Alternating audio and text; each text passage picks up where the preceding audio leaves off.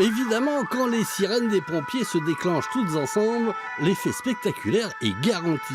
Il y avait beaucoup de monde aux fenêtres de Limoges ce matin pour ne rien manquer du défilé des camions rouges.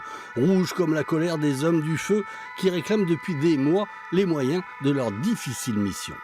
Les interventions augmentent depuis des années, les effectifs diminuent. Ça, c'est récurrent, c'est partout en France. Alors, ça diminue parce qu'il n'y a plus forcément les moyens de payer des sapeurs-pompiers professionnels.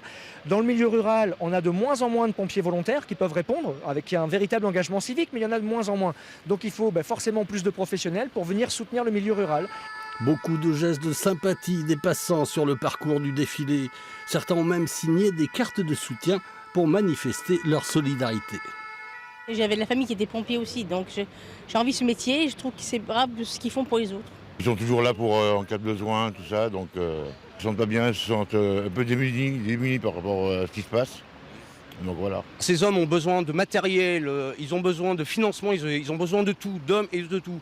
Tant que ça restera comme ça, que le gouvernement restera sourd aux revendications des sapeurs-pompiers, je pense que ça va aller très mal.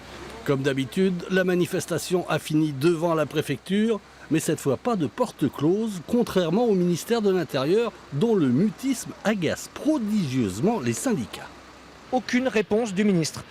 2 mois et demi de grève et aucune rencontre avec celui-ci. C'est hallucinant. En l'absence du préfet, une délégation de pompiers du Limousin a été reçue par son directeur de cabinet, qui transmettra le message au ministre, comme d'habitude.